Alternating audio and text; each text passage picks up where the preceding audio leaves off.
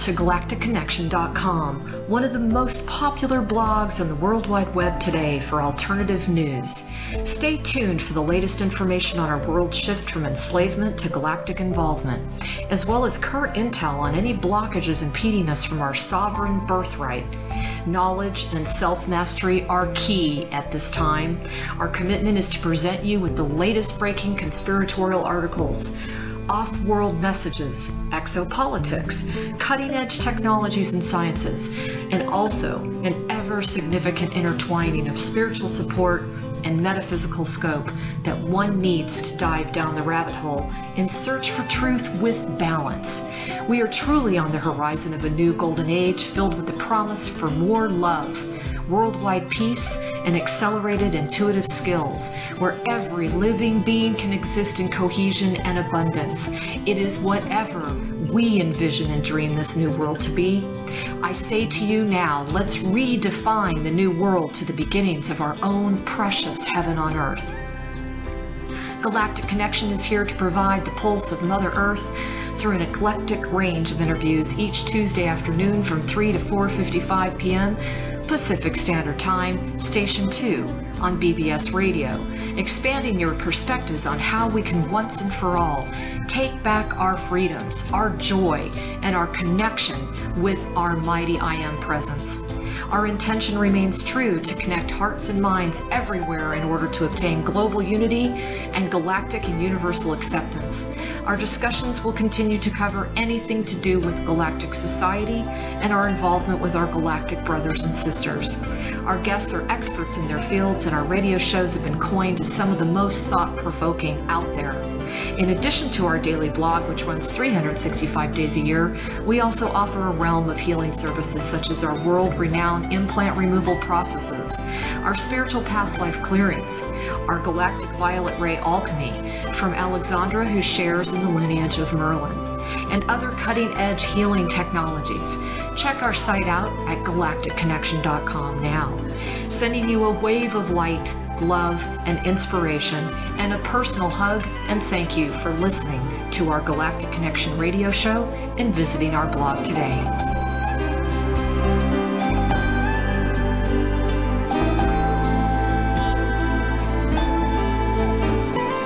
Good afternoon, everyone. This is Alexandra Meadors of galacticconnection.com, and this is a pre-recorded interview, and I don't know about the date. So, but it's in the month of August 2016, and I have a special guest today. I am personally visiting Michael Ellegion and his girlfriend Laura Legier, and in so doing, we got to talking about some really cool subjects that we could discuss. I think many of you are aware of Michael. He has quite the reputation for being one of the channelers for Ashtar. And he basically entered this world without what he refers to as the cosmic amnesia veil. He's been involved in all of the Edgar Cayce trainings for channeling at a very, very early age. He's actually had 2 physical contacts himself aboard ships, which is really cool. He typically channels many of the masters, and in particular Ashtar, and he offers a really dynamite 90-minute personal transformational channeled reading, which is just phenomenal. I've experienced myself. It has just oodles of information, and it really helps you connect the dots on your galactic journey throughout life. So we thought today we would do this together, since we're actually underneath the same ceiling here. And today he really wants to share his knowledge and background and just some of the experiences he's had with some of the real major players that brought ufology out to the world, you know, really created the awareness of the ufology field. And, you know, prominent names such as George Adamski and George Van Tassel and Howard Menger and Dr. Daniel Fry and Orfeo Angelucci, just to name a few. So let's go ahead and just start with that. First, I just want to thank you, Michael. It's been a really fun experience so far. Yes, it has. And we've learned a lot just hanging out together. And I think one of the things I was not aware of is how much knowledge he has in the ufology field. I mean, I was just like blown away to the point where I said, oh my God, I gotta share this with the world. So do us a favor. I mean, kind of first start out with just a brief intro, because a lot of people can find that in my other interview with you and other interviews you've done. Maybe just give them a brief introduction of your knowledge and your interest in this, you know, like what got you really fired up in this field. Well, also I would say too, because of one of the things that you want to do with the Galactic Connection is connect ufology with the spirituality and the conspiracy area. And that was something that I was doing, and because two of my missions, basically, because I came into this life, as you say, without the cosmic amnesia veils. So I have all this memory, and I've actually struggled with this life, trying to ground myself. I joke about wearing gravity boots to try to hold myself down. And it's you know, coming in with this higher perspective, and then having two physical contacts that have verified the memories I carried with me. Now, in regard to some of the names you mentioned, that like George Van Tassel, who I got to know a little bit before he was actually physically taken off the planet, there has been this really massive hidden agenda conspiracy, I would call it, a conspiracy of silence within the modern day UFO community, that they like to refer to these early pioneers like George Adamski, George Van Tassel, actually in a very disrespectful way as the lunatic fringe. I mean, this is people who have, you know, claim to be professional UFO investigators, which is really meaning they're a spin doctor, they're an agent of disinformation, because they like to take the spirituality out of it and talk about all the mysterious lights in the sky like they're investigating something mystery, or all the negative alien abductions. And I went to all the conferences in the 1980s and 90s. Now I'm jumping forward a little bit more recently just to give a little perspective here, because a lot of people who are, and I'm going to be celebrating my 63rd time around the sun coming up this September. But I feel like in my 20s or 30s, I don't, what is age? As Ashtar says, it's not how many times you've been around the sun, it's your passion, it's your physiological age. Now, yes, when I was taken aboard the ship in 1979, I had my DNA RNA altered because of an experience of having literally being offed with the use of psychic deadly force. I was hit with a psychotronic beam of the Cabal and ripped the life force out of my body, and next thing was waking up on the ship and with the 4 Elohim standing around me, well, they're putting the life force back into me. And that's amazing. And I went out of my body at one point and watched them while they were altering my DNA RNA, took the blood out of my body and put it through this kind of machine to kind of purify. It was like kind of like oil and water. It's kind of an effect sloshing around it. And see, part of that was also for activation for my transformational sessions. Sometimes, you know, sometimes we have a negative experience per se, and then then after that we have a wonderful experience, and that's what happened. And because my mission wasn't over. Now I am jumping ahead a little bit, but I'm just saying one of the reasons I don't feel in the chronological sense of my 60s because of what I've gone through, and having spent my entire life and eating a very, you know, usually a very pure diet, and I've done a lot of meditation and do a lot of things that keep my body in a healthy state, because being a channel, I felt it was very important to be as clear as possible. Good. And I always tell people, as far as my friends off the planet Ashtar and all the friends we hung out with before we came to Earth and divine creation, I give them most of the credit, or I wouldn't be here today. The Cabal tried to off me so many times, I lost count. But the only credit I take is to keep myself as a guardian, keep myself as a clear channel for whatever they want to bring through. And of course, they have a huge amount of, through their consciousness Elohim technology. One of the things about my transformational readings is that they download these higher lighting codements that the conscious mind doesn't hear, but the subconscious does. So more than just when you experience being able to play it back, and that's when the transformational effect begins to happen. But I think I'll go back and kind of the, you know, as the old saying, which comes first, the chicken or the egg? Well, wait, before you do that, oh, okay. When you actually got offed, yes, and you came to, and you had the 4 Elohim around you, mm-hmm. What were they doing? Well, first of all, they're Elohim. See, the word Elohim, there's different levels of Elohim beings. And these beings were dressed, and they look totally human-appearing, humanoid, dressed in blue metallic suits, you know, very shiny blue suits. Wow. And in fact, all the beings on the ship were in blue, silver, and white uniforms, except for one, and that was Corton. And now it's interesting when I realized later, he's dressed in red and gold. That's an honor guard type outfit that they're wearing. I didn't realize he was kind of playing honor to me, he tells me later, and I'm thinking, well, thank God they took me aboard. I'm lucky to, but it really wasn't luck. It was because, my mission wasn't over. But when I connect with him, and again, he, as an old friend, I remember hanging out with him in the councils.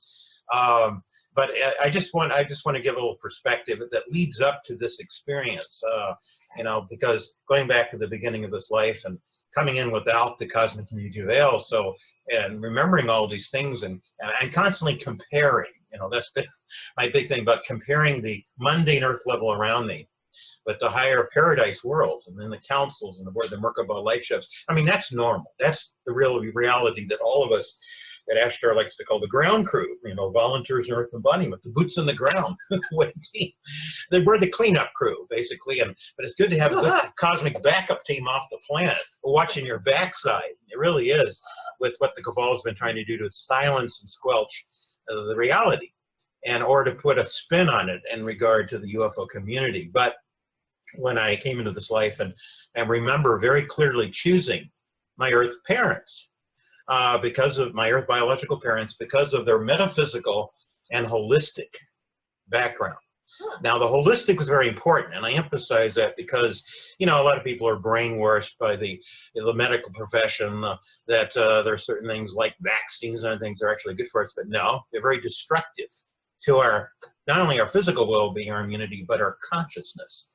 And so my parents, I chose, were very holistic, and so we were very aware. So I didn't have vaccines, I didn't have fluoride, I didn't drink coffee, and I was basically a vegetarian. Yeah, so that created a condition in my physical body to be able to retain more of the higher energy that I brought into my physical body. My temple, really, we either treat it as a temple or a cesspool. I always tell people, you either are a fast-moving, clean river, or you're a swampy bog, by how you're eating and the environmental conditions. And people treat themselves, kind of like a cesspool sometimes, and don't realize, hey, your physical body has the potential to live a lot longer and be healthier and be happier and have a lot more fun if you're treating it with some respect. But anyway, so my parents were very hip to that, and that allowed me to retain more of the energy. Now, I invite the audience to check out my website, michaelellegion.com, and the NASA star people characteristic list that's there.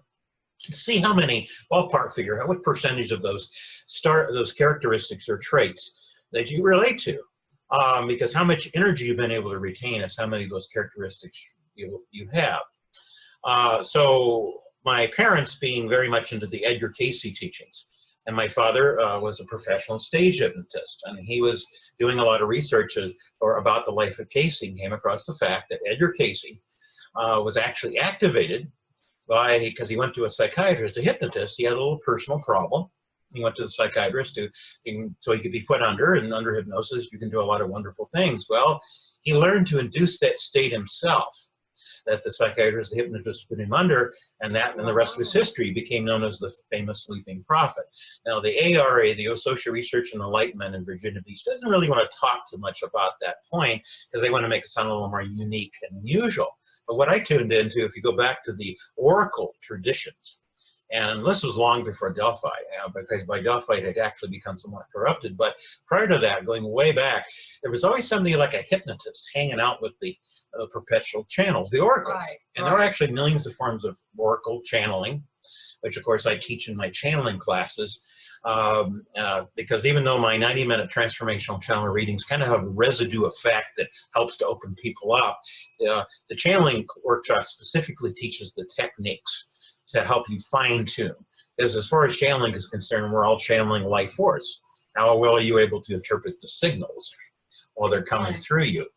And so it's a matter of learning how to fine-tune and tune into all those signals that are constantly. And Ashtar says all the time that they're broadcasting millions of transmissions constantly, and even the most attuned channels and contactees only pick up a few of them. Talk about the whole, there's like a real black cloud over channeling, and the fact that everybody's pretty paranoid about trusting the information that comes through channeling. Like who's on the other end of the line? Correct. I understand that concern. Well, yeah, you must definitely be discerning. I have a little philosophy that I kind of say, it doesn't matter if it's human, galactic, or interdimensional. I'm not going to hang out with beings or people or who aren't, you know, aligned with the same sacred principles that I'm embracing. And that we as sovereign beings have a right to choose the environment and the conditions. And I know, of course, as a light guardian, I've been a light warrior. At a very early age, I don't talk too much about this, but I was attacked by the demonic forces quite severely because I came in with conscious memory, so it was like painting a target on my back. Like, part of my mission was to expose the Cabal, document it, get out in the open, and there was to be a cosmic telephone line. So helping the fellow volunteers, members of the ground crew, understand their mission, but also to expose the whole cover-up on our friends off the planet. And basically, as far as the UFO community, it's been mostly the cover-up on human appearing ETs, higher dimensional beings, Elohim beings, or the Ashtar commander. The beings are the guardians of this planet. And those were the kind of beings in the 1950s and 60s that George Adamski and George Van Tassel had contact with, both channeling and physical contact with. And all of the contactees did. And you know, and they refer to them as the Space Brothers, the boys topside, the space people. And of course, that was because that was a term of respect. Even David Wilcock, I really have to laugh that, you know, he has some of his insiders, and I met a number of people in the Black Op agencies that show up at my events, but his insiders made the comment that the military got really freaked out. I mean, they were angry because the higher forces would cause the, you know, so lifetimes when they wanted to launch a missile, they couldn't because all the bolts were laying around on the ground, and they would turn the bolts into flowers. So they referred to them as those damn hippies from outer space. And Ashtar says to me, I'm proud of that title, those damn hippies from outer space. So, you know, they did these things that were very humorous sometimes, even though they were seriously intervening to stop the chaos and the misuse of power and things that have been going on this planet. So question, why yes. do you feel that there was such an uprise of flying saucer visitations and viewings in the early 1950s? Well, it was definitely related to the dropping the bomb in Hiroshima and Nagasaki, the misuse of nuclear, development of nuclear power and weapons on this planet. And of course, all the major, from the United States to in Nazi Germany, they had developed a nuclear program. As a matter of fact, there's evidence that the 2 bombs dropped in Hiroshima and Nagasaki were from Germany, actually, because they were further along than the United States was on the Manhattan Project. According to people I've talked to in the who have been in the military, people like Colonel Wendell Stevens, who I got to know quite well. Everything gets back to the Nazis. Right, and they actually developed anti-gravity. Joseph Farrow did a whole book on that right toward the end of the war. If the war had not ended when it did, 2 weeks later, let's just say the war would have ended entirely different. And there's evidence, if you look at the timeline changes, and this is a whole different topic, it's my perception that those of us who have actually come from the future, in a sense, that our higher stuff came back and changed the outcome of certain major events, such as the Civil War and World War II. In the original timeline, South won and the Axis won in the end of World War II. We came back and changed that, and so it's entirely different. Nevertheless, though, there was all this secret development of anti-gravity and development. Eventually, the Nazis, you know, developed a whole fleet. And if you talk to some people like, you know, Corey Goody and different people along the secret space program, they talk about one of the groups out there is the Nazis who developed their own fleet. I think another reason that there was such proliferation of sightings in the early 50s, especially with some of these major names, yes, is because we had finally accelerated our scientific exploration and our documentation and all of the things that we had discovered by that time, because they were really ramping it up, obviously, by 1945, 1946. And, you know, we obviously know that there's quite a few things that happened, but it seemed like right around the Korean War, it really started ramping up again. Well, also, in the late 40s and early 50s, a huge group of volunteers took Earth embodiment, term the Star People. They used to call us the Wanderers. That was a term in the 1950s among some of the contactees. And so it was like they were coming back to make their presence known, to kind of remind those that were in Earth embodiment and the contactees they begin to have physical contact with, that, hey, we're still here, we're watching over you on your missions. And if you study the life of, contactees, so that we've already referred to, actually, from my understanding, I've been told that there were actually thousands of people, contactees, that were contacted, volunteers in Earth embodiment, but because of once one takes Earth embodiment, they get involved in the mundane things and they're concerned about their birth biological families thing. People like George Van Tassel, George Adamski, and Aaron Minger, and some of those, they were actually a very few number who had the courage, who kind of had the thing of, I've got to do this. I don't care what anyone else thinks. I've got to get the truth out. Yeah. There was huge numbers of volunteers came down that were supposed to have become other contactees, and they couldn't quite finish, getting involved in it because of, again, family concerns and everything you can imagine that distracted them, and then people, not very open to any of this higher reality. From what I've read, it seems like there's a common theme in the visitations involved statements like, well, we are contacting all of you from far, far away. Mm-hmm. And it seemed to be Venusian. Well, some of them were from Venus, Mars, Saturn. Howard Menger, when he wrote a book From Outer Space to You, he set up actually homes and places that the human appearing beings could come and live incognito.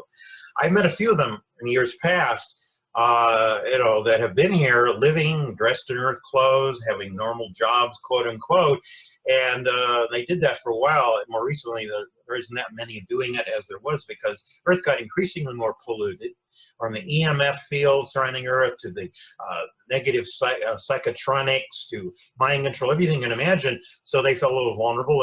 But in the 50s and 60s, there was a whole program of having them come down and live incognito. But what I think I'd like to do is just, again, kind of go back to my early experiences that kind of set the stage for not only bringing information out in the open, but as a channel. And at a very early age, when Ashtar and Archangel Michael and Saint Germain and the whole team, who I related to more than all the mundane humans down here, what can I say? They understood me, I understood them.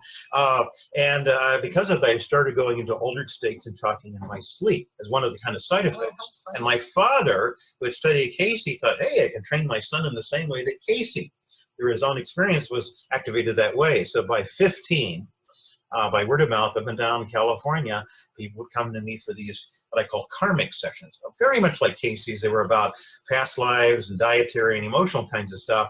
And these were people getting ready to get off the wheel of karma. Now, I was glad I could do this work. I didn't remember anything unless I listened to the tapes. But I didn't really relate that much to these people. I was glad I could do the work. And it was preparing me to be the cosmic telephone line that I was supposed to be. Well, of course, things shifted in 1979. But before I get to that, my first physical contact that happened around 6 years of age in the summer of 1959. And this was written into my life script. I had to have it through close calls. I mean, if you look at it, if it was all dull and boring, it wouldn't be quite so hair-raising and exciting, I guess. If we're on the edge of our seats, like, oh, and I'm alive. I'm not just barely existing. Well, I think falling 40-something feet off of the pier was pretty exciting, huh, Michael? Well, that's one way to say it, because, I found out years later that the kids in that area would challenge themselves to get up on the railing of the pier and do this little balancing act. I mean, that's totally dangerous, but kids will kind of, to see who can outdo one another. And I thought, okay, I'll do it too. And I always say, I guess I feel kind of cute, and then my foot slipped off the side, and there I went, down in the ocean. One moment. Did you have your gifts before that happened?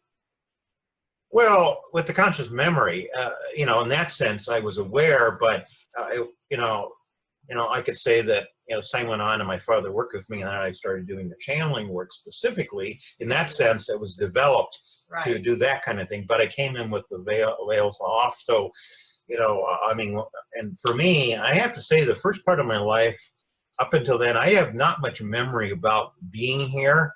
I was almost like I was struggling to ground myself and back off the planet and trying to keep my, in that kind of thing. But when I fell off the pier at one moment of terrifying fall, And next moment, they had physically beamed me back into what I call our home environment. For me, it was my home environment. I'm suddenly back on the light ship, and as my understanding is, I was on this 6th-dimensional plane, and the beings standing around me in this chamber, this beautiful, all the walls were lit up and beautiful. Now, these beings were very human appearing, and they were dressed in silver blue metallic suits, but had they been dressed in earth clothes, you would have thought they were the average good-looking person. Right. Now, to me, it was the love, it was the connection I had with them. And of course, people often ask me, well, how long were you on the ship? And, you know, there isn't a time on that level. And I always tell people, well, it wasn't as long as I was hoping it was going to be. And you had to come back. Yeah, I had to come back. I mean, God, I was going to hang out there as long as possible. Exactly. Now, what's very interesting about that, there were 3 people I've linked with in the years since then, or more recent years, as I became public and started talking about things. These 3 people said that they were very aware, and they were children at the time. I met a woman who was also 6 years of age on that date. Her father was in Canadian military intelligence, and he was down to go to Camp Pendleton, which is a military base right near the Oceanside area.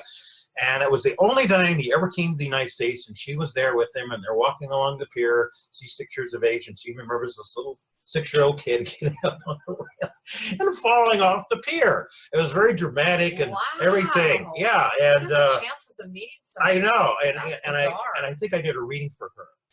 And then 2 other people tell me, a man and a woman, that they were inside the ship. Now, I don't remember them because I wasn't looking in their direction, but they were behind me. They remember me over there, higher beings are around me, and they're looking at me from this kind of from the corridor. Okay, so those were kind of interesting confirmations of my experience. And the thing that, and of course, I shared this in my book, Prepare for the Landings, which you can get through Amazon, copies of the book. Prepare for the Landings, Are You Ready? And but 2 of the things that I always share, because they stand out among all the things they were sharing with me, and one of the things was it was like the holodeck on Star Trek on steroids, because I played back all around me, smell, sound, everything, holographically verifying the memories that I carried with me, which was really awesome and wonderful. And then at a point, one of the beings I connected with named Orion, who, interesting enough, Orfeo Lanzalucia, he had an experience in the 1950s where he was physically taken on board. His soul actually left his physical body. He's taken aboard the ship, and he goes into his immortal light body that was in storage on the ship. And it was Orion who he connects with on board the ship. He was an Italian contactee living here in the U.S. So anyway, but Orion was also the being that and who's connected with the Orion Council of Light, and as part of a group called the Jerusalem Command that Dr. Hertek talks about in the book of Knowledge Keys of Enoch. And the Jerusalem Command works with the Ashtar Command. You're like 2 of the main guardian groups who have authority to activate mass planetary divine intervention. They're like the military arm. Yeah, right? The military arm. The Ashtar Command is like the military arm of the Federation of Light. So,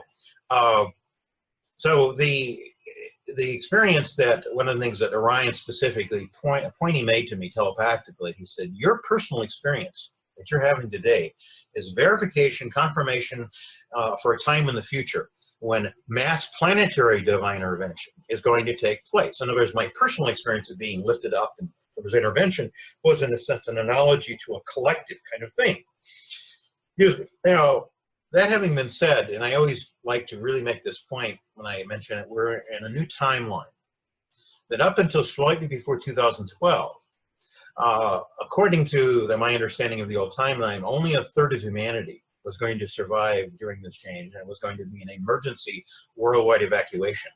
Now, Tuela's book, Project World Evacuation with the Ashtar Command, was very accurate about what would have happened had that timeline played out. And it's my understanding that, a group of us, about 20 million years, linear time in the future, chose to come back because when we looked around the galaxy, 1/3 of the galaxy didn't exist, and Earth didn't exist because of the wars with the Galactic, the dark side. So we came up with this harebrained, many beings thought it was a suicide mission. And we're going to go back in time, linear sense of time, about 26.5 million years, and impact the timeline and change the outcome. And we had to change it a few times to get into the timeline we are now. So now I know that you know, certain ones have different perceptions about how many are going to make it through. I keep being told 90 to, now this is, Ashtar says it's not a rigid thing, it's an approximate energetic scan, a potential of that 90-95% of humanity has the potential through a series of what used to be evacuation waves will now be first contact waves. Some of us be taken up first, a little R&R, you know, it's like a cosmic done deal, sacred promise. They promised us once we fulfilled a certain stage of our mission, we're going to have a little R&R. Okay, hold on, stop for 1 second. Because if we're going to have first contact, define that. Because I think that's what causes a lot of misunderstandings. So are you talking first contact where that is considered, they go up on the ship, but they still have their physical conscious body continuing to conduct their lives? Well, first of all, we're going to be physically taken on board. So we're not going to show up at all with first contact. What do you mean? Here, in this reality. We're going to be gone physically, all over the planet. Because, you know, there's all these different theories. Yes, I know. Okay. And I don't want to come off as, oh, this is the only way. I'm open, you know, because I feel there's some alterations, but it's my perception from the get-go, from the time I was young, and I remember sitting in the councils discussing this very thing, okay? Big time. And there is a lot of agree to disagree conversations up there. We just don't get our feathers ruffled and get into, oh, I'm right and you're wrong, and this ego kind of thing, as I've seen occur often in the UFO community kind of thing. But in your opinion, you think, or you've been led to be told, they're going to appear all over the planet. They're going to appear all over the planet. Okay, and a certain percentage of the population is going to disappear. They're going to be beamed up to the ships. They're going to have some rest time. They're going to get rejuvenated, maybe go through healings, and then they're going to come back. Well, actually, first contact is that the smaller scout ships land, literally land. Okay. A ramp comes down. They walk down and say, you know, hello, whatever they're going to do. You know, imagine what they're going to, just going to embrace us because they're our cosmic extended family, you know? They're going to say hello? Yeah, well, hello, how you doing?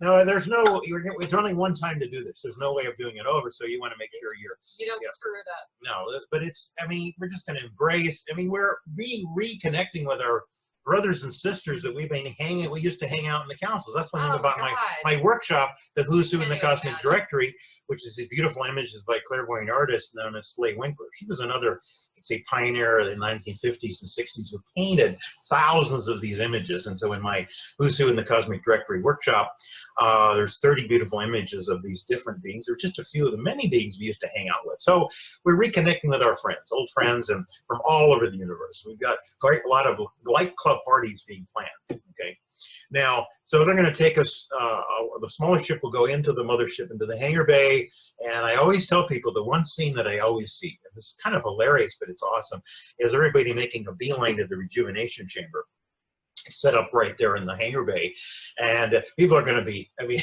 you're running to that rejuvenation chamber. And it's cool because as you know, in some of the chambers, depending on, some of them are like 20 feet long because there's a mirror along the wall as you're walking. And it's almost like in slow motion because you're walking through this energetic field. And it's a decontamination chamber also to kind of, and you're watching yourself in the mirror for people who are older, changing, getting younger. You know, which is physiologically, what is that? How does that feel to go through something like that? So are we going to come back younger? Well, definitely. I mean, we're coming back with our powers and abilities that we left behind before we came into Earth embodiment. See, this is the whole thing, and Ashtar talks about all the time about the human merging with the Elohim. What kind of interesting perspective and contrast when you have emergence. All of us who've been on the front lines taking a lot of flack down here, who've been dedicated, we made a vow millions of years ago that we keep coming back until the job is over, and now this life right now is the time. And we're coming up to the end of our tour. And we've had, it seems like a few extensions of other tours, but anyway, but I just wanted to so getting back to that first experience, as it came close to finally the time that I know, God, I'm going to have to beam me back to Earth. God. And Orion turns to me telepathically and he said, "Oh, by the way, you're about to bump into an old friend of ours named Ashtar," which I remember hanging out in the councils, an old friend. Sure. And so 2 or 3 years later, as sitting in front of my little old black and white TV there in Vista, California, near 7 miles from Oceanside, and I'm watching President Kennedy's news conference on the Cuban Missile Crisis. And of course, for most Americans, this was a very, a time of uncertainty where there were going to be acknowledged in a nuclear war. Now, for us contactees, we had a different perception because anyway, I'm watching the newscast, and all of a sudden, Ashtar pops into the room. Now he's standing there, and of course, he's standing there etheric. I saw him very clearly, but most of it have to be clairvoyant to see him. But I always tell people, he looked more real than most of the mundane humans I saw walking around Earth. And he says to me telepathically, his first words to me, he goes, "We're not going to allow nuclear wars against Federation policy," which I knew, but it was great to have him reinstate that. Sure. Of course, you have to understand when I got into public school, and a teacher tells us to get underneath our desk and put our arm over our head, and that's supposed to protect us. And it's like they're really crazy on this planet. And I still can't believe it kind of reminds me years later after the false flag of 9/11. Of course, on the day 9/11 happened, Ashtar told me it was a false flag. It was a big put on to, cause and there were more than 3,000 people in that building, and I was told they were beamed up out of the building, most of them. I'm still the mothership. And anyway, but it kind of reminds me of, they told me to get underneath my desk when the newscaster, the corporate newscast tells everybody, get your duct tape and run. And that's going to protect you. It's kind of the same thing. But anyway, getting back to that experience and Ashtar popping in the room and announcing, declaring this. And he was also telling me how they were coming down over military bases and shutting down all the missiles.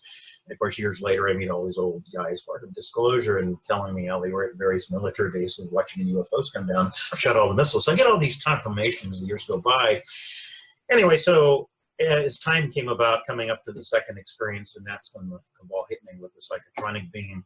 I was up in Agora, which is north of San Diego, LA, when this experience happened, and ripping the life force out of my body. And then next thing was waking up on the ship with them standing around me, the Elohim putting the life force back into me. Now, I have to say this, I have never lived my life out of fear. From the time I was born, I remember where I came from. I knew if anything happened to me, I knew where I was going to go back to. In fact, I tell people, we're all missing out on these great light club parties up there. Really, I mean, that makes the parties down here look like, man, really dull and boring. Up there, we have the banquet of the gods, we have nectar of the gods, these light-infused drinks. There are beings like Lord Rokan who loves to really put on some big parties and celebrations that make, as I said, really things on this planet is extremely dull and boring. But for me, but I knew my mission wasn't over, so I'm waking up on the ship, they're bringing back to life, and they're putting the life force into me. And the analogy I would say is I felt so empowered. I felt like I could have jumped over a building and taken on the entire Illuminati, the entire Cabal, single-handed. That's how I felt. And I thought, well, I'm going to have fun with their brain. I didn't hate these little black ops who sit around their post monitoring, but I'm going to have fun with their brain when I get back. So one of my missions was to be a thorn in the butt of the Cabal, and let them know I know they know that I know they know.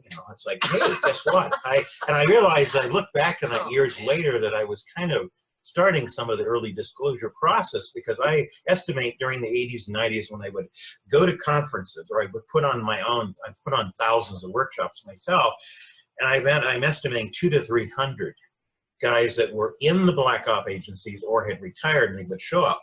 And the thing that it was clear to me, the only people who were allowed to show up at my events, because I had a cosmic security frequency code around it, were fellow volunteers in Earth embodiment. And a few of these guys told me, who had broken through their MK Ultra mind control programming, that they remember one day, now they remember actually being on the Merkaba light ship in the Federation, coming on a mission to infiltrate the dark side, to become a whistleblower.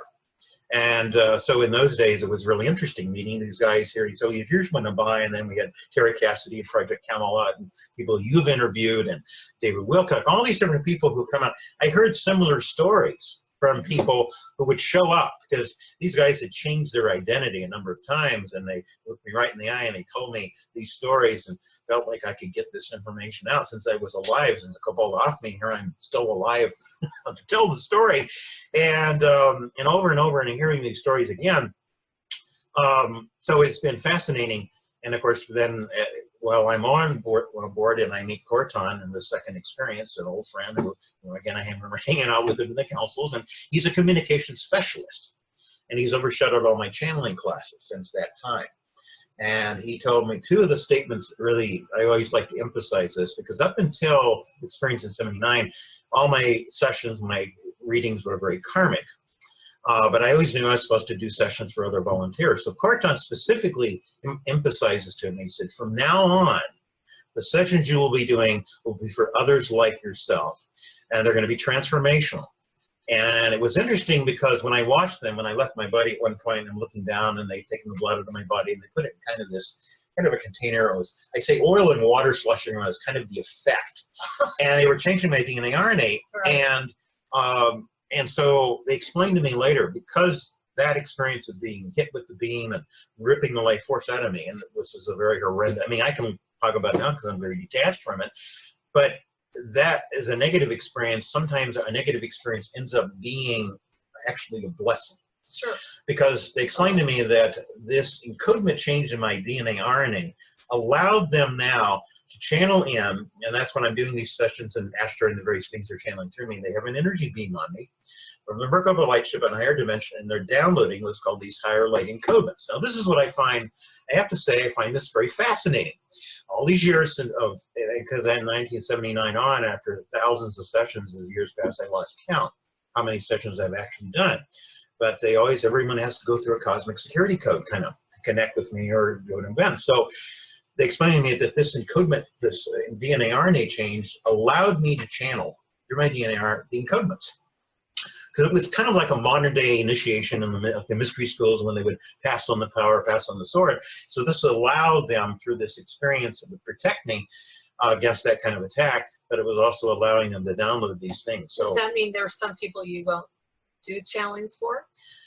Put it this way, people are not drawn to get a session from me I totally unless, get that, yeah.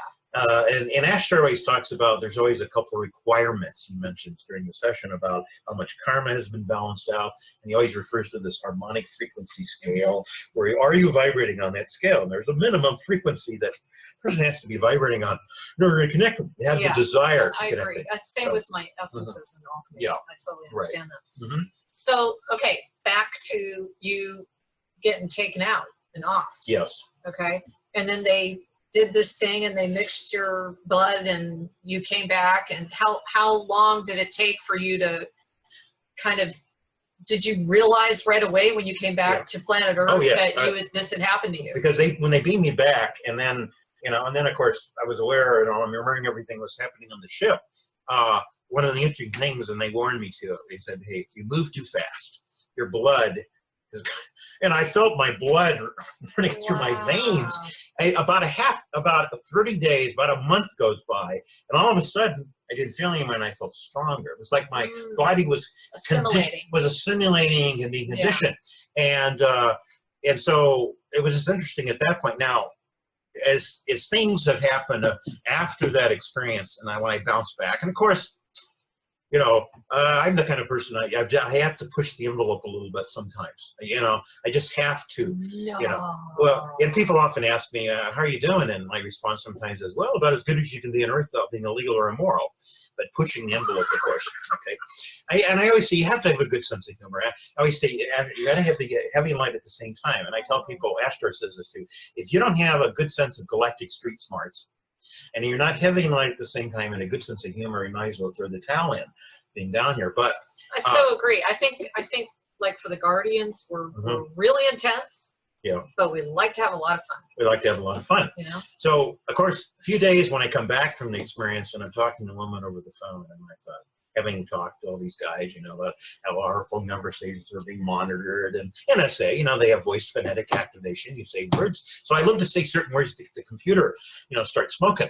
So I was talking to this woman over the phone, and I decided to let go. I just let him. I said, you know what? The Space Brothers are pissed off. They're going to bomb the White House. Now, and I'm in this conversation. Now, and I could pick up that all these agencies are freaking out because of what I said, but nobody approached me. Nobody approached me directly. And so years later, and I'm always meeting people from the various agencies. I had moved from, I had been living in, later on I was living in Arizona, Phoenix, Arizona, and I ended up moving to Florida in the late 90s. And I went to an event, a series of events in Fort Lauderdale. And one of the events at the hotel, I don't know, 100 people showed up or something that night. And the guy sitting in the front row, and he comes up to me afterwards and introduces himself that he was in the Secret Service back in 1979. Interesting. And I shared my experience. I said, that was very interesting. He said, because my superiors informed me that we thought we were going to be attacked from space. Now, I just remember what was interesting that 2 months after, going back in 79, March 25th of 79, when I had the experience, I read in more than one paper. This was actually, they published this, that the White House was concerned about possible terrorist activity, and they were going to install a special missile system. I'm thinking to myself, is this coincidence? Where there is no coincidences. Was it public disclosure or black op, a disclosure that got out accidentally? And so the Secret Service guy said, he said, well, we're thinking of either getting these handheld little rocket launcher things or some other kind of thing. But the fact that, he had heard that they were concerned about it because obviously they were monitoring and obviously picked it up. So that kind of stuff. Well, interesting talking about how, the government was, they couldn't handle it, that they couldn't off me. And so later, after the National Enquirer did an article on my ex and I, it was in August of 1982, and the third page, and it said, this Scottsdale couple claims to be from outer space, inquiring, and they showed, remember in the TV, they used to do this whole thing for a whole week, and inquiring minds want to know, for a whole week, they broadcast this thing about me, my ex, and so, and we had I'd gone to Las Vegas. Shirley MacLaine had sponsored us for a workshop there, actually. And so we had gone on one of our first lecture tours. Now, this is going to bring in something else here. And I went all over the United States on several different lecture tours. In 1981, 82, we did quite a few. All of a sudden, almost overnight, all these, I would call them all these well-known names. They became well-known quite quickly in the UFO community. People like different people like Bill Moore, Stanton Friedman, Jamie Sandra, eventually people like Bud Hopkins. All these people suddenly the UFO community starts to become, let's just say it became quite organized in one sense from the original flying saucer movement. And flying saucer was the term that when, when they had sighting, they had a number of sightings, and they referred to them as flying saucers or discs. So that term got caught in people's mind. And Arnold, so there was a lot of sightings in regard to that kind of thing. But in the early years, people like Georgia Dempsey, George Van Tassel, all these people, I really feel they were the pioneers. They really, because I'm on this lecture tour talking about human appearing beings. And I had been getting a hold of the Billy Myers contact, which was the most documented case in UFO history, human appearing beings from the Pleiades, coming here, and people like Wendell Stevens, who I got to know, and Jim Delatoso, who did all the computer analysis. He actually had a center in Phoenix, and a big shopping center there, and NASA gave him equipment and stuff, and he was developing new components. He was a child prodigy kind of person, and so they gave him all this stuff, and he developed all these very advanced techniques to analyze and verify photographs at 8mm film. Wow. And of course, organizations like MUFON, who sprang up, who come off like they're, the ultimate investigative group. Well, when you find out people like Walt Andrews, who started it, who was in the NSA, it was kind of like when NICAP, National Information Investigation Committee Aerial Phenomena, later said they got infiltrated by the CIA. This was a group in the 1950s, and Aerial Research and APRO. These groups got taken away. Well, MUFON from the get-go was really started by the government, pretending to be this group of researchers investigating some big mystery, and finding out. It was interesting years later when I was going on some lecture tours, and this guy Duncan Cameron came up during the New York at the Whole Life Expo and looks at all the documentation I have on my desk. Next thing you know, you have the Nexus publication that came out. I mean, I wasn't in a position to do a publication. It was great that he could do it, but he got his idea from all the stuff that I had out on the table, and some of the early issues were based on some of that stuff. And he interviewed this guy, who mentioned George Hunt Williamson, who had been, who was a friend of George Adamski. And he talked about how they tried to recruit him of course, he didn't want to be recruited to become involved in some classified project. This was why when I was going through school, I just goofed off. And I know if I had applied myself and got straight, A's, they would have tried to recruit me also probably to classified projects. But I bring this up because the guy, I forget his name, but he was dying of cancer. And he had been in military intelligence. And he says, there's an organization in the U.S., and he was in Australia, I believe, who's up to it, and the person in charge of it is up to his butt in the cabal. Who's talking about MUFON and Walt Andrews. Very obvious. I want to add to that. It has been determined by some research, and very good research and a lot of details, that most, if not all, of the contactees, there's many contactees that have gone to MUFON because they're freaked out, right? They start realizing that they're getting harassed, astrally raped, horrifically abducted, my lab, if it's my lab, then it's military involved. So it's not the good guys, it's not our true galactic brothers and sisters. And they're determining now very succinctly that there is a connection between, from the time that they go and they seek help out with MUFON, and they are almost immediately, within a very short period of time, my lab. Well, it's interesting. I was at one of the conferences. I would go there because even though they wouldn't allow me to speak, because I'm part of the Lunatic Friends, remember, but they wouldn't mind taking my money for a booth. So I would be there to do my little cosmic hors d'oeuvre, 15-minute, half-hour readings, and then later set up the longer ones. And the people would show up all the time and come up to my booth, and they'd say, I don't even know why I'm at this conference. And then they look and connect with me, and they go, you're the person, because I would be doing these transformational sessions, which is totally different, the spiritual stuff that I was talking about. And but yeah, it was all the time. I was picking up all this stuff going on. In one of the conferences, they boldly were talking about how they had just all been abducted the night before, almost like they were proud of it, like they enjoyed it, getting stuff stuck up their butts and all the stuff that they did. And at one point, somebody was talking about, who seemed to be concerned about it, and said, I don't know what to do about all this abduction stuff. I said, why don't you call in the human appearing beings to intervene and stop it? And the person was acting like he was concerned. When I said that, it was like, oh, well, like they pretended they wanted to solve some of the problems. But when you say something very simple, they didn't want to really acknowledge how obvious it was about, how they were covering up one particular group of beings that was a major part of the beings coming here. I mean, there were different species, and on it, because a being looks different makes them negative or positive. But the fact that the human appearing beings are major as far as the beginning of the human race and what role they play. Well, so as time went on, and of course the Billy Myers case being the most documented case, MUFON never wanted to acknowledge it. Well, and I knew Wendell Stevens, and there was a couple called the Elders, Britt and Lee Elder. When Shirley MacLaine sponsored me in Las Vegas, and we went and were actually guests for her at her hotel there, and watched her do her show and everything. And so we're sitting at the table, and Britt and the Elder came up, and they gave my ex and I a cold shoulder, like we had a virus or something. And I had never met them, even though I knew Wendell and Jim. So anyway, and Shirley MacLaine asked me all these questions. She was concerned about her career, if she came out with a book, and also would ruin her career. And I said, no, they're going to bless you, for you to come out on that's published out on the limb.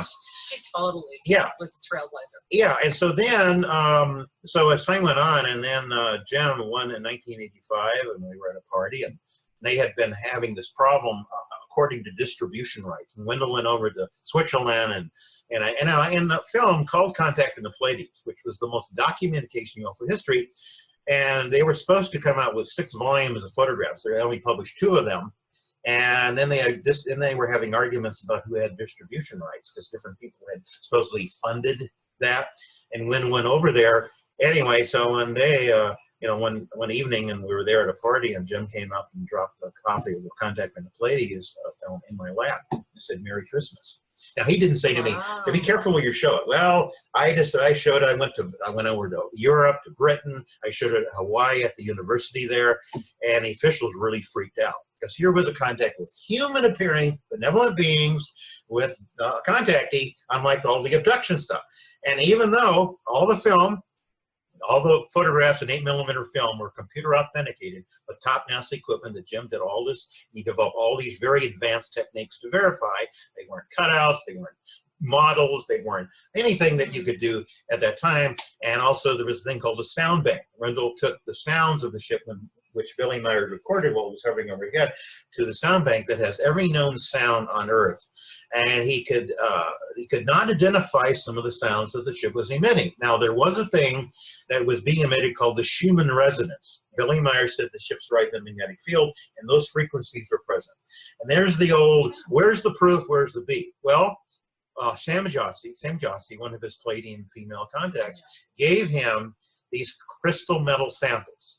And in the film, Contact from the Pleiades, Marcel Vogel, who passed away a few years ago, he is the top, at that time, he was the top crystal metal analysis expert in the world. Right. And he analyzed them on film. You see him at IBM Research Laboratory analyzing them and going, there's no way we can develop this or produce or develop this on Earth, present levels of Earth technology, because it's a cold fusion process of both crystal and metal, over 60 elements.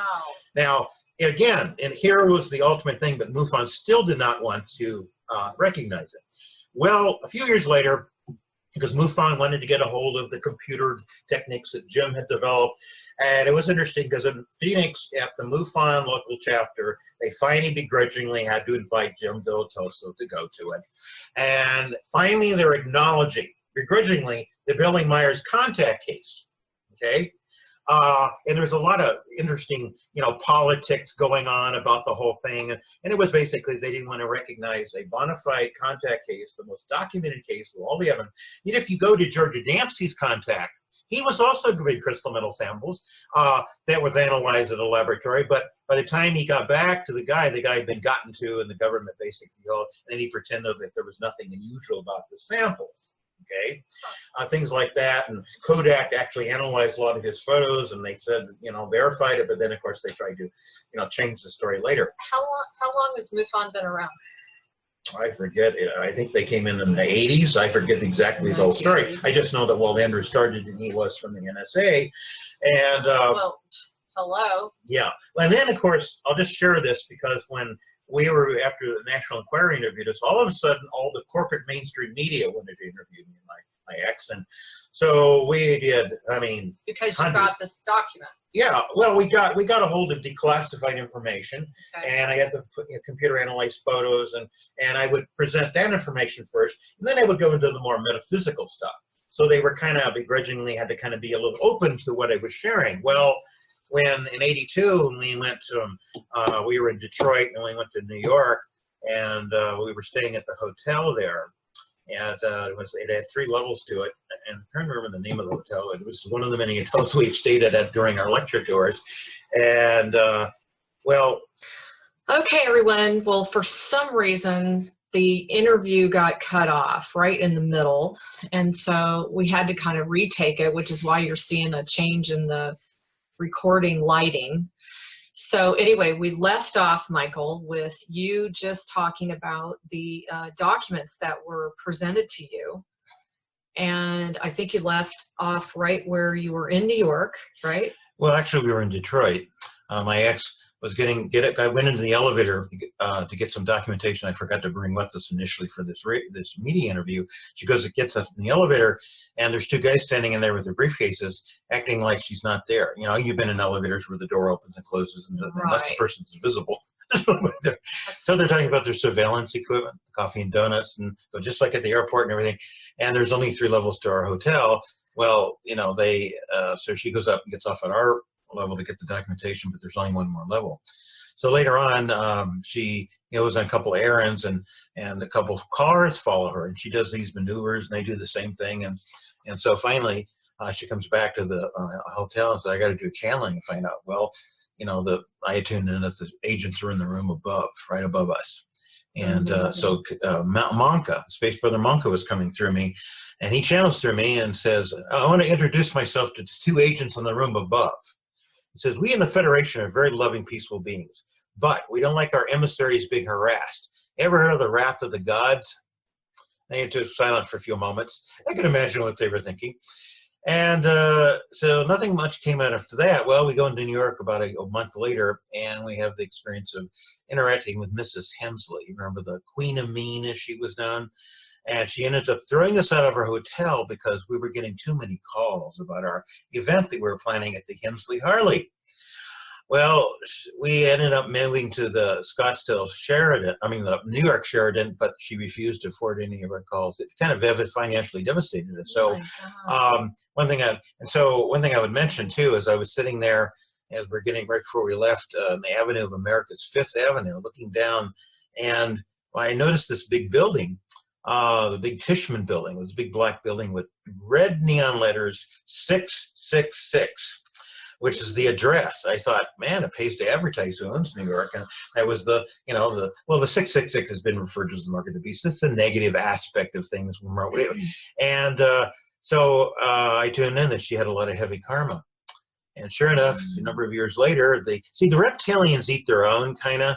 They'll use their own, because there was a big sovereign movement starting to occur. People starting to challenge the corrupt judicial system, about starting on the alien rights. And of course, now that Laura and I have become involved in the National Liberty Alliance, NLA, and literally in the last year, carpet bombing the officials with millions of documents to challenge the corrupt judicial system, which is freaking them out, really. We're getting a lot of intel, a number of people, white hats, way up in intel, telling us, hey, you're doing a great job, keep up the good work. No organization has ever done this before. We have over 5,000 members. So I was told 2 years ago when we got involved in the National Liberty Alliance, Ashtar told me, this is bringing back the common law grand jury, that this would become the planetary council who connected with the Galactic Council. And so those, I would highly recommend check out NLA, and maybe that's one of the reasons the whole thing didn't work earlier. Well, Laura's my next interview. So. Right. So maybe I just needed to plug that. Go back into that. Yeah. But anyway, we're getting ready to leave New York, and sometimes you look back on the experience and say, wait a minute. What you remember something you didn't initially remember. Well, as I remembered, when my ex had gone in, we stopped at a building and she went in to get some food, and later I realized there were 2 MIBs standing by the car, and these guys, they had their guns in their hands in their coats, kind of like super glued. And man, talk about, and I was told later this was Rothschild's assassination squad that he had sent, kind of guys that don't mess up on their mission. But that particular day, man, I wouldn't want to be in their shoes, getting your butt reamed out when they said, well, my hand was super glued to my breast. So they basically prevented them from being able to pull their hand out. But it was just another one of those attempts upon me.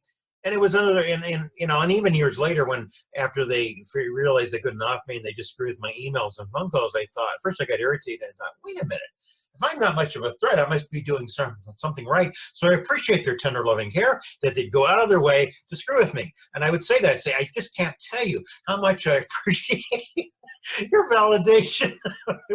I just appreciate that so much. They don't know how to deal with humor. See, and I never had any fear about it. But anyway, and then, jumping 3 years later, when my ex and I were kind of sponsored by the BBC, we went over to Britain, even though we contacted a couple groups, UFO groups, there's no interest over here. Well, Ashtar tells us, go over there. And so we go there, and we had to return tickets, but after days, weeks go by, and finally we're one more day and we're going to be out of money, we have to come back. And I started a channeling, and Ashtar comes through and says, do you think we've sent you over here to have your tail between your legs and you have to come back? So the next day we make this connection. And this guy does rebirthing over there. Well, and he asked us how he could help us, and we hadn't made any connections really at that point. And I said, well, could you arrange some events? Well, he arranged a couple of events, and within less than a week, we had a few $1,000s that had been manifested through the readings and work I was doing. And it was interesting because I connected with one guy there who actually had been a member of some of these Illuminati groups, and he left. Now, it was incredible that he was able to leave. He was he got into the Skull and Bones, the Tridal Commission, the Council for all these different groups, and he was telling me all about this experience, and it was just, and he was married to this British woman. So anyway, so we ended up later. So when we got the money, we were guided to go on this kind of grid work over to Italy. of course, the British intelligence was trying to kill us or take our money, because they broke into our van twice. It was the same left window too. They steal our resources or kill us. Like one point, somebody got in and turned on the gas in the Volkswagen van, and my ex was smoking. We should have burst into a fireball. And another time, so they stole some money. Well, they assumed, well, they don't have any connections over there. Well, because I have people I'm doing readings for who have some connections, like one person whose brother-in-law, this guy I just mentioned, was a banker, and we had this break-in. We call up and told him, and he goes, how much money do you need? Well, I ended up, of course, paying him back when I did the Body, Mind, Spirit Festival. But because I was able to do that, allowed us to continue to travel. Sure. These are the things that the intelligence did not really, they really couldn't relate to. Totally blew them away. We were having all these connections and contact. Right. If any, they were in Rome and we were hanging out in Rome at the Cafe du Paris, which is right across from the Skelser Hotel. And I didn't know this at the time. That was a hangout for international agents. I wonder whether they were all dressed really good and they spoke all these different languages, but they were particularly fascinated and interested in my exes and my ET UFO experiences. So we're asking all these questions, and we kind of made it clear we're going to be there for quite a while. Now, my ex's son from a former marriage, he had come over from Detroit. He was like 15, looks a lot older than he was, and I was looking actually younger than my age. And so, but anyway, he had to fly back to Detroit, and so he gets back and he hears on the news that Cafe du Paris was blown up and 55 people killed, hundreds probably injured, and he was freaking out because it took us 2 weeks before we got back to London. When we had the second break-in, we were in the Sistine Chapel admiring God, the same left window. They got through that, so I got bummed out and said, okay, let's go back to Britain. Well, we had made him, at the Cafe du Paris, we told him we're going to be coming back. Well, we found out later that the higher forces created a hologram of my ex and I. That hologram arrived at the Cafe du Paris, and that's when they blew it up. And they thought they had offed us. So then when we popped back up in London, and it was like, God, they just didn't, they could never understand when they tried to when they tried to kill me in 79, and then in 82, and now in 85, I was like, don't you ever, I know it's the robot against the wall, but they just don't quite comprehend how could we be doing all this stuff, accomplish all we, when in their minds, they just couldn't conceive of the connections. Well, anyway, so those were things that really confirmed to me, over and over again, how much cosmic backup team were watching our backside. Now, and so much of that's so foreign to them because it's not the way they function, because it's so much on a physical level, right? Yes, and so I mentioned this. I think I mentioned some of it earlier relating to having connected with a number of the early contactees, and of course they went through a number of incredible challenges. Well, it's interesting, in regard to the original flying saucer conventions that took place. George Van Tassel, who I got to know, quite a bit in the late 70s, which was kind of interesting. He, of course, was the one who put together all the flying saucer conventions, and that was, people like George Adamski, Howard Menger, Arlie Lanchussi, all the original pioneers. The ones that I consider, the contactees and the people of that day who first had contact with human-appearing beings, and they referred to themselves as the Space Brothers, the Space People, the boys' topside. And and now, of course, I also enjoy it when David Wilcox talked about how the military, had many times attempted to send a missile, launch a missile, and all the bolts that were holding the missile together was all laying around on the ground. And sometimes they would turn those bolts into flowers. Now, David Woodcock made the comment, he said that his insiders said that the military is pissed off, and they said, those damn hippies from outer space. Ashtar tells me, he said, we were proud of that title, those damn hippies from outer space. So they did those kind of things. And, well, anyway, so George Van Tassel was, the first one to channel Ashtar in 1950, in July 18th, 1952. Did I mention this experience earlier in the program? I don't know, but it's okay. Well, You'll have to forgive us, everybody. This is a very significant event that happened because, and I also referred to the movie The Day the Earth Stood Still, not the remake, the recent one, but the one in 1950, which Good movie. with Michael Rainey, who played the Space Brother Clantu. And there was if you haven't seen it, make sure you see it. Now, what's interesting about that movie is in the final scene when Michael Rainey, the Space Brother Clantu, comes out and steps in on the ramp of the ship as they're getting ready to take off. What he said, actually, what he channeled about, hey, if you take your negativity other places, we will stop you. Well, that really was not part of the original script. He actually channeled that scene, and they went ahead and used that scene in the movie.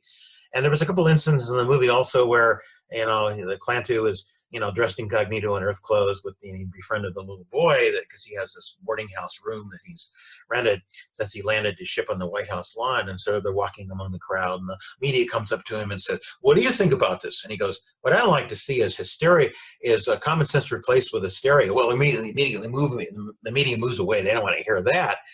And then there was a moment when he was connecting with one of the scientists, trying to attempt to get everybody organized to have a meeting, to connect with everybody. And the scientist says, "Well, that's going to be a lot of problems because there's all this bureaucracy." And he goes, "I don't care about your petty squabbles." Meaning it was like, that's what Ashtar told me, because you see, when Ashtar first channeled through George Van Tassel, and that was July 18, 1952. And it was one of a series of channeling messages he got that day. And he would do his channelings underneath Giant Rock, which was a big boulder there. And when he purchased Giant Rock Airport back in the late 40s, and he started doing these flying saucer conventions. So he channeled Ashtar and the different beings for a number of years there. And so on July 18, 1952, that was, as I said, the first date that Ashtar in the modern age came through. And then he started coming through other contactees and channels later on. But he made it clear in that initial channeling that they were going to put on a little benevolent show of force. 24 hours later, July 19th, and repeated the 26th. And you go to the headlines in newspapers, and you'll see flying saucers over the White House, flying saucers over the Capitol building. And now, of course, the modern UFO community would have us believe that was just a bunch of, because the Nazis did at the end of World War II. Joseph Farrell is even one of the researchers who verified this, that the Nazis actually developed anti-gravity. And if the war had not ended when it did 2 weeks later, it would have ended entirely different. Of course, my perception is that we're in a new timeline. In the old timeline, that the Axis did in fact win, just like in the Civil War, the South won. And when we all came back in time, we changed the timeline, so history was changed. Of course, even the sense of that changing the traditional view of history as it's been reported to us is somewhat distorted by the power elite, leaving out a lot of things like the Nazis' development of technology and a lot of other things. And when they dropped the bomb on Hiroshima and Nagasaki, those were actually German bombs, because the Americans were not far enough along in the Manhattan Project. They weren't, but they would make us believe they were. Sure. But it was actually, and Colonel Wendell Stevens and other researchers that I've connected with have documented that fact. But anyway, the point about the flyover of the nation's capital, he's UFO, so-called professional UFO investigators, as they try to call themselves, and referring to the original pioneers and contactees as a lunatic fringe, to debunk, to ridicule. Those that were talking about spiritual things, the human appearing beings, even though there's many different species out there that will eventually be landing here, the vast majority and the ones that will be coming in first are totally human appearing. Even David Wilcock, through his contacts, said there's at least 55 minimum different beings that are human appearing. Some are so human you would not even tell. Some are slightly different. Some are a little bit different. But the fact is that they can walk incognito down on Earth, and I met a few of them in years past. And then during the 19th, they have like different colored skin and different colored eyes. There's actually races that are human appearing that are blue and green and purple. I mean, literally the rainbow race is real. Yeah, and there's so many different species out there. But anyway, getting back to the day the Earth stood still and the flyover, the reason I refer to that movie in that scene of when he said, "I don't care about your petty situations." Ashtar told me that when they appeared over the nation's capital, and I've talked to military pilots who knew other pilots who have tried to chase the UFOs, tried to chase the flying saucers, and they flew rings around the planes. Anyway, so he said that and I've met out of the 200 to 300 guys that have been on the Black Op Alphabet soup agencies, I would say there was probably 4 of them that I specifically remember who had top secret clearance. Now, Robert Dean, who also had top secret clearance, he was working with NATO, but these guys also had it, and they said that these beings projected images of themselves. They were human appearing. They referred to the fact that they belonged to the Federation. These were not Nazis, okay? Right. And plus, would you think higher forces would allow a bunch of fascist Nazis to do that flyover because it was such a major historical event? I mean, come on. That's what the UFO researchers, quote unquote, you know, who I have no respect for because they want to debunk and ridicule the early pioneers because, again, it was the spiritual thing that the early pioneers are really focusing on. And then one of the... And the positive extraterrestrials, that they weren't here to hurt us. Right. At some point, we'll maybe do another presentation about the fact that there was a huge amount of communication with ham radios and radio telegraphy and Morse code, and as well as channeling during the 1950s and 60s. And there's a famous book that's out of print called The Saucers Speak, published by George Hunt Williamson. That's a very fascinating story, you know, that of what was going on that they've covered up and tried to, you know, put it underneath a cover. Well, anyway, so Ashtar says he wanted to come down, and because of the bureaucracy and all the difficulties, it took him 2 years before the Earth officials would finally agree to allow them to land, and that was in February 20th and 21st, 1954. Amazing. Now that's the event, very famous event relative to the fact that, you know, President Eisenhower, the official story is that he was at the dentist. That darn tooth cap, darn it, it came loose again. Oh my God, oh, it's so painful also. God, but he was so long, he was at the dentist a day or two. Man, he was a long visit at the dentist. You know, and it was interesting because there was a guy named Gerald Light who taught metaphysical classes. He taught out-of-body experiences, and he was representing the metaphysical community. What would happen is the officials had invited various different people, like Cardinal McIntyre, representing the Catholic Church, to be there. There was people from the newspapers, various different people, and Gerald Light, of course, being very spiritual, and he was very attuned, and he tuned into all these military people that were standing around, and said their ego was so threatened by, you know, after they had, well, of course, understand they had just fought this big war a few years earlier, and here suddenly these beings are landing after they finally allowed for them to come down. And of course, Edwards Air Force Base, also known as Morrick Field, prior to that. So 3 light ships landed on the tarmac there, and these beings, and a lot of them wore very long hair in those days. They referred to themselves as the Etherians. They stepped out in their metallic jumpsuits and interacted with the, you know, the military and everybody there. Now, Ashtar has told me, he said, where was this? This was Edwards Air Force Base. Edwards, and it was 1954? 1954, February 20th and 21st. Interesting, okay. And Ashtar said to me, he goes, I knew they were going to turn us down, but we had to put them through, you know, intergalactic protocol to present to them, so that later when things got out of hand with the Greys, they couldn't say they hadn't been forewarned, because what they did when they landed is they presented to the officials that they said, we would like to give your people some very advanced technology that would transform your planet into the golden age. But in order to do that, I know you're not going to misuse it, and also you have a benevolent, you know, intent. We want you to relinquish all your thermonuclear warheads as a gesture of peace, and tell everybody in the planet what the options were. Well, we had a little thing called the National Security Act that had been forced on us. The people didn't vote on that. The military-industrial complex forced it on us. Now, right there, under National Liberty Alliance, if the people didn't vote on it, hey, that should never have been. There were so many statutes and codes and things that are executive orders forced on us, and that's one thing I'm exciting about National Liberty Alliance, that we are going to, which are going to become the Planetary Council.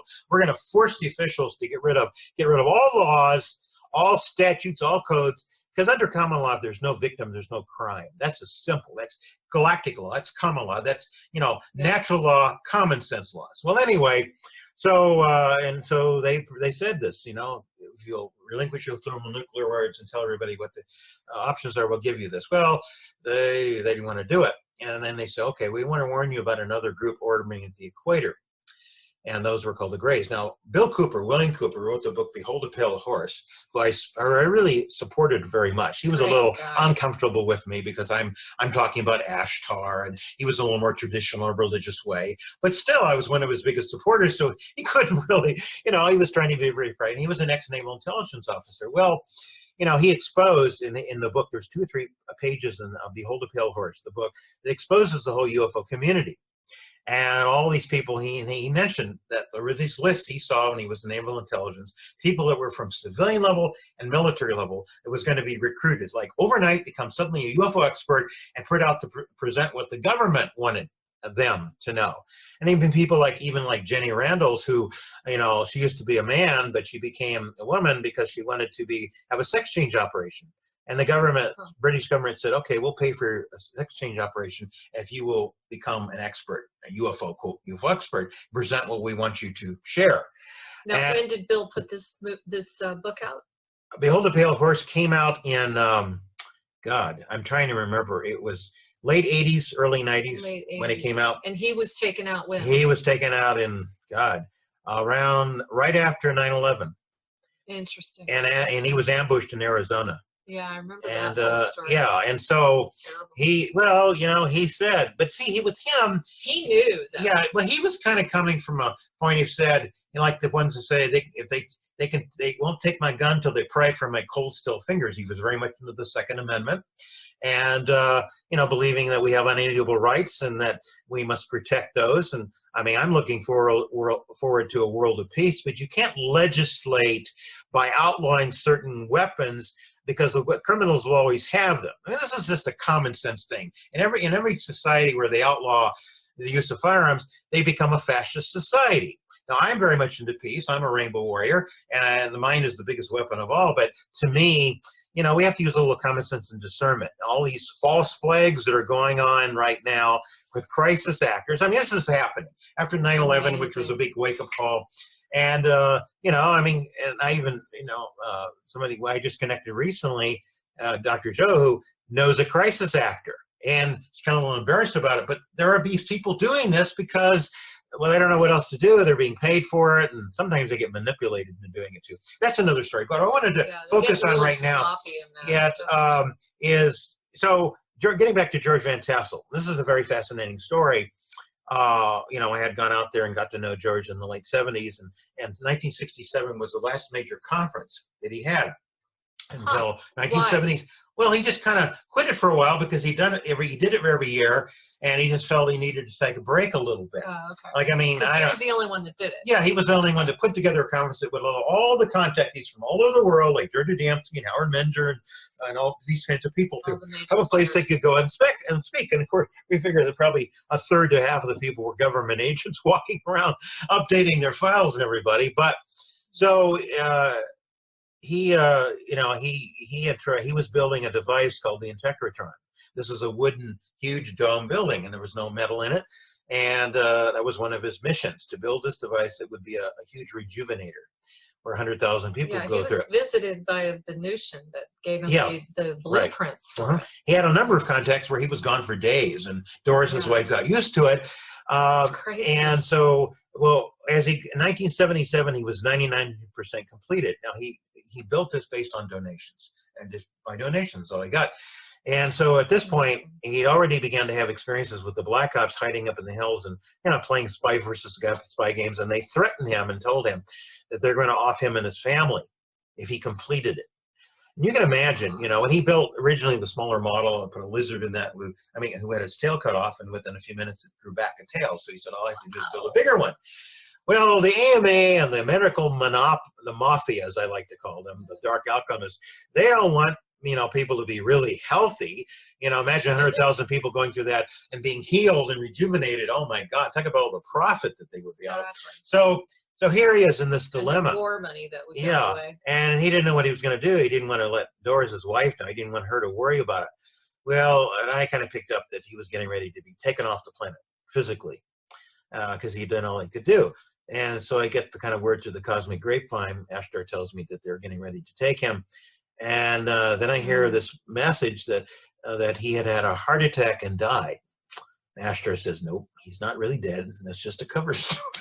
So I go to the memorial service, this closed coffin memorial service. You got to see it for yourself, right? Right. And And he's projecting to me spiritually, going, he's really alive, everything's cool. But he said, I can't tell you all the story right now. I'll tell you later. And there was always a reason why they sometimes delay. Yeah. And I was to find out why this was, so I could experience certain things that the story would then be, the rest of it would be shared with me and had more significance because I waited. And that's how it is sometimes, as much as we went out, oh, give me the whole enchilada right now. Like an 8-course dinner. Yeah, I can. So, and so a number of, so anyway, and Doris was acting kind of like, she wasn't really seeming upset about the fact that her husband had died. And she was just acting, matter of fact, she had friends from out of town. She was just kind of conducting everybody to do whatever they needed to do. So I left that afternoon. I wish I had stayed longer at what had happened that evening. Well, several years go by, and I ended up moving to Phoenix, Arizona. And we started doing these round robin things where Ashtar and Monka and different beings would channel through me. And like 30, 40 people show up in my townhouse there in Scottsdale. It was only by word of mouth. And so I would go around town and put up flyers. And one day I went to this newsstand. It doesn't exist now, but it existed then. Put up a flyer, and as I pulled into the parking lot, I see this guy leaning against a car there. And what I didn't know was he had just pulled up a few minutes before I pulled in there, and had driven all the way from Yucca Village. George Van Tassel's property had been told a story by Doris Van Tassel, his wife, that she had told very few people, and said to him, now you're to take this, and go to Phoenix, Arizona, and you're going to connect with somebody, I don't know who, and you have to share this story with them. So, so I didn't know this guy from Adam, but he's leaning there, and I suddenly get this message telepathically that I need to invite him to the event. So I go over to him, interested in metaphysics? His eyes kind of lit up and say, yeah. So I said, well, I'm doing this, channeling thing, and you're invited to go. Well, later that evening, and I don't know if Monka was coming through me a lot in those days, had never mentioned, maybe in passing time about the interpreter, but he turns to the guy, starts talking in depth about George Van Tassel and why they couldn't complete the interpreter. I don't remember everything he said because it's so many years later. And so after it was over and I came back to consciousness, and the guy said, well, he said, let me tell you a story. He said, he said, when you pulled up in the parking lot there, he said, I had just driven off the Interstate 10 freeway a few minutes before. I felt this strong guidance to pull in there because I had just driven 6 to 7 hours from having met with Doris Van Tassel, George Van Tassel's wife, who told me this interesting story. And so then he tells me the story, going back to 1977. When when that memorial service happened, and of course she had family from out of town, and so they were sleeping their sleeping bags all over the mobile home. And so when they turned off the light, and a few minutes later they were getting ready to go to sleep, they heard this loud pinging sound. He says they turn on the light and they look around. Well, they didn't look close enough at the piece of petrified wood over by the fireplace. You know how hard petrified wood is. Well, here's this perfect heart shape. The pinging sound was the sound from the laser coming down from the ship, from George Van Tassel to say to his wife, I loved her. Now, you know what? I just forgot part of the story. Okay. This was important. This was significant. It's kind of hilarious too. Okay. Because George was very devoted to Doris, but he would flirt with the ladies. Right. And they would say, oh, there's George flirting again. It was nothing serious. He just loved to, joke with them and everything. So this thing of flirting with the ladies was kind of a little saying, around George a little bit. And that's why when, George had been gone for a while one day, longer than normal, and Doris is starting to wonder, and she gets a knock at the door, a mobile home, and she goes over and opens it up, and there's these three. They look like off-duty Earth models, but they're all dressed in their jumpsuits from the ship. And they go, oh, we had to take George with us because we have work to do with him, And they said it in this kind of, and she almost fell over. And then they got serious and said, well, seriously, yeah, he didn't want to tell you that you and your family were in danger, because the Black Cups were threatening if you finished the Integratron, they're going to off you. So you have to come up with a cover story. I'll say, okay, just tell him that he died from a heart attack and do a memorial service, do something like that. And that's how that thing came about. Wow. So that was significant, in the sense of what it led up to.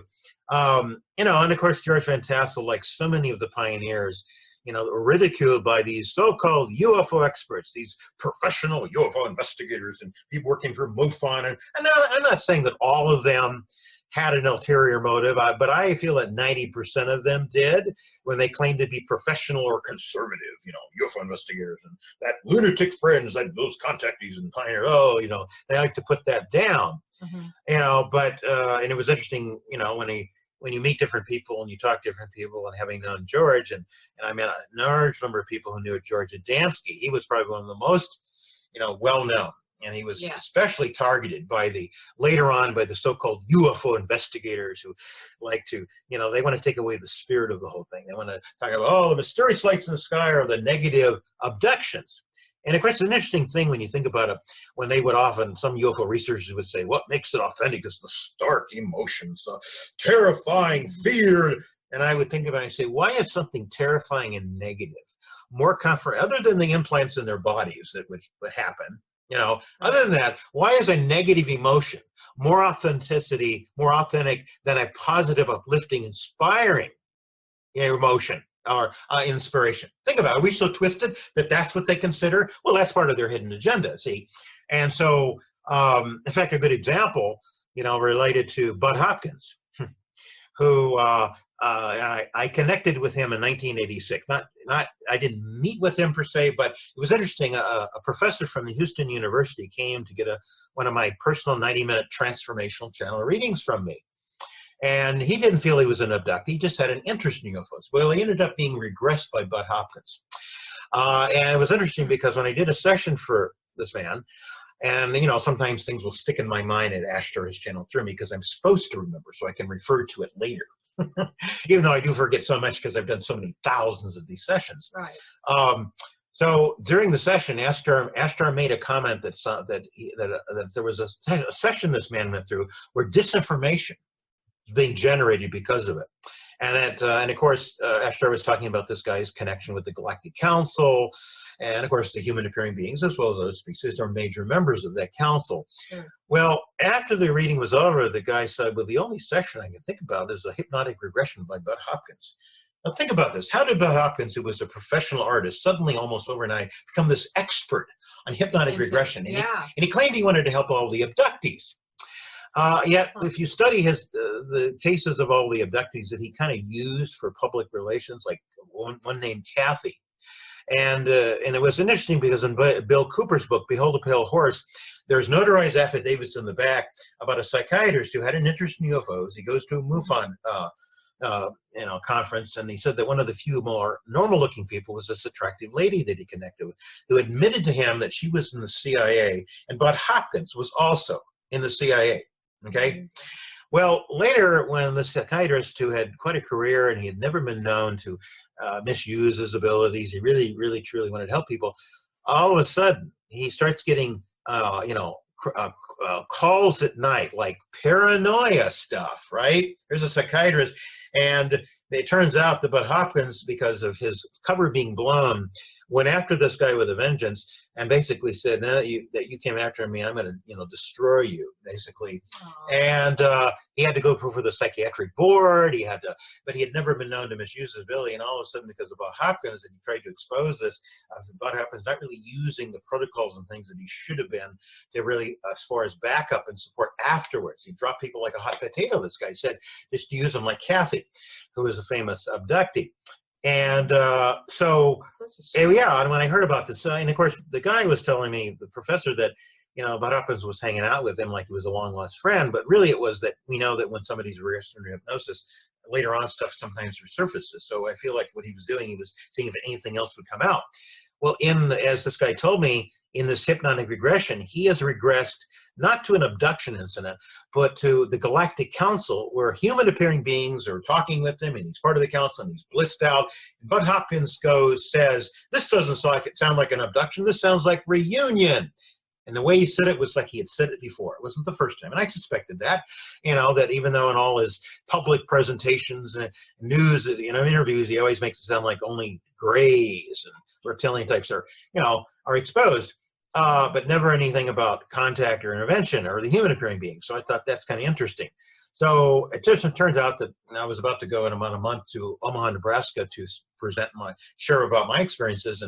And this guy said that Bud Hopkins was going to be a guest at the local MUFON chapter and going to be a guest on a local talk show. So I thought to myself, well, I'm going to give him a little ringy poo. and ask him point blank about, why is he leaving out the other type of beings? Because obviously this was not the first time. He claims he only helps the abductees, but it doesn't take a rocket scientist or brain surgeon to know that you could ask the other beings to intervene. Duh! And maybe they could intervene. Yes, they can. There's been many cases of it, and they would stop the abductions. And I remember one UFO conference when this guy was, on one conference where they were openly talking about how they'd been abducted the night before. I might have mentioned this before. And on the next night, they're going to be abducted again. And one guy was acting like he was so concerned and said, I don't know what to do about this. And said, why don't you call in the human appearing beings to intervene? And he kind of got a little bit, he didn't know how to handle my response that way. Like, it was so clear and simple, but it was like they wanted to keep people in this victim kind of thing. Ashtar calls it a cosmic civil rights violation case. I really want to stress to all the contactees that are listening to this interview that if you are a contactee, to be very cautious when you're contacting MUFON, because the facts and the research are really showing that a very high percentage of the people that contact them shortly thereafter end up getting MILAB'd. Right. And the difference between a contactee visit, which is more on a positive side, where they're really trying to get your attention, help you to remember who you are, what your galactic mission is, remind you of your star family, that kind of thing, versus MILABing, which is really horrific. You're basically abducted into underground bases. It's military related. You're usually going to interact with greys, reptilians, the nastier Nordic clan, that kind of thing. So it's just a heads up that is really, that's showing to be a definite trend. Yeah. And of course, it's just, and so anyway, this incident with, Bob Hopkins, so sure enough, when he, a month later, I'm in Omaha, and I give him a little ring, one of the first callers up, and I don't think he knew about me beforehand, but he sure knew about me afterwards. Well, so I came off, I just said I was a researcher. I didn't say I was a contactee, and I said, hey, you and I have an acquaintance. And I said, and at first he was very open. He seemed to be very open and no problem. Right. And then I brought up about this man, and I said, you have regressed him under hypnosis. And I said, I noticed that you never once mentioned about the human appearing beings. Well, I know for a fact, because he told me about the hypnotic regression you put him through, that you regressed him, to a galactic council with human appearing beings, and he was very blissed out, and and you said, this doesn't sound like abduction, this sounds like reunion. Well, there's a few moments of uncomfortable silence, and he goes, I don't know what you're talking about. They got me off the air. And I made a vow I was going to expose him eventually. Of course, he ended a few years ago, he died. I really, but the interesting thing about it, I did a presentation at the Whole Life Expo in LA where I was talking about, I mentioned this incident with Bud Hopkins, and I had contacted a woman, got a reading from me, and I had had a few conversations over the phone with her, and she was a volunteer in Earth Embodiment, but she befriended Kathy, this abductee that Bud Hopkins was using kind of as a publicity thing. And so the woman, got her copies of that presentation. And you can imagine the crap hit the fan right after that. And then, and I had taught, as I said, a few conversations with, how much more time we got there? Oh, we've got 20 minutes. Okay. So I'm talking to this woman, and a few days later, Walt Andrus, who I have mentioned before, I don't know if I mentioned earlier, but, he started MUFON, and he was in the NSA. Remember, NICAP, National Investigations Committee on Aerial Phenomena, who then did admit later that they were infiltrated by the CIA. There was also APRO, Royal Research Phenomena Organization. They got all infiltrated. And here's, MUFON talking about that later. I thought, who's calling the kettle black? Wow.